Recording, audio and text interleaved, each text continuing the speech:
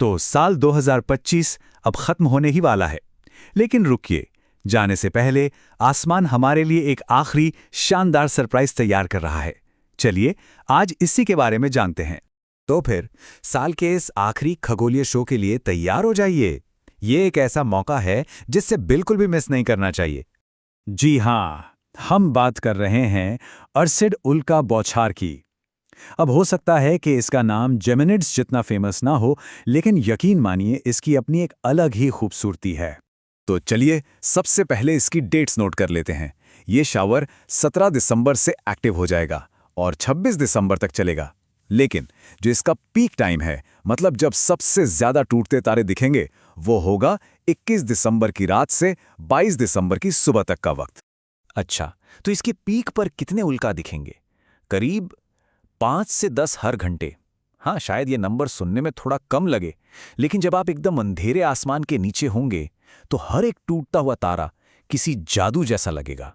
एक यादगार पल। और इस साल एक बहुत ही बढ़िया खबर है। 2025 में इस शावर को देखने के लिए कंडीशंस ना बिल्कुल परफेक्ट हैं। पता है क्यों? क्योंकि इसके पीक के टाइम आसमान में चांद लगभग ना के बराबर होगा, मतलब अमावस्या के आसपास का समय।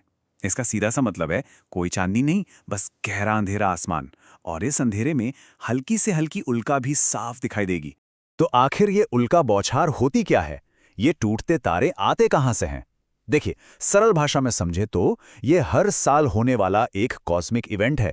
जब हमारी पृथ्वी अपने ऑर्बिट में सूरज का चक्कर लगाती है तो वो रास्ते में किसी धूमकेतु के छोड़े हुए धूल और कंकड़ पत्थर के बादलों से गुजरती है।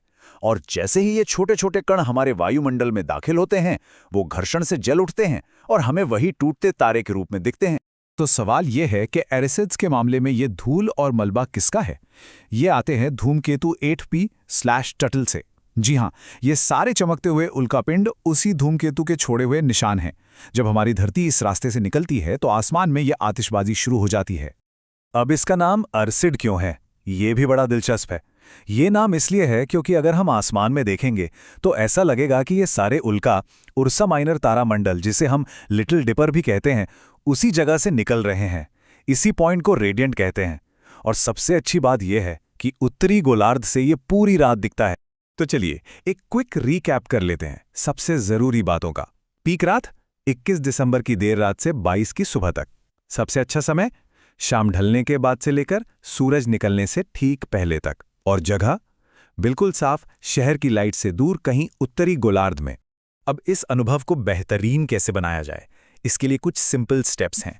स्टेप 1, शहर की रोशनी से जितना दूर हो सके उतनी अंधेरी जगह ढूंढें। स्टेप 2, वहां पहुंचकर अपनी आंखों को अंधेरे में एडजस्ट होने के लिए कम से कम 20 से 30 मिनट दें।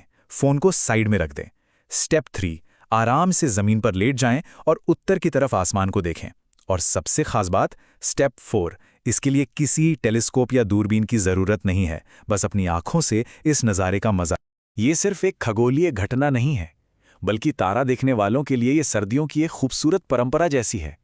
सोचिए, साल के आखिर में ठंडी हवा में शांति से आसमान को देखना और इस विशाल ब्रह्मांड का हिस्सा महसूस करना कितना कमाल का अनुभव होगा।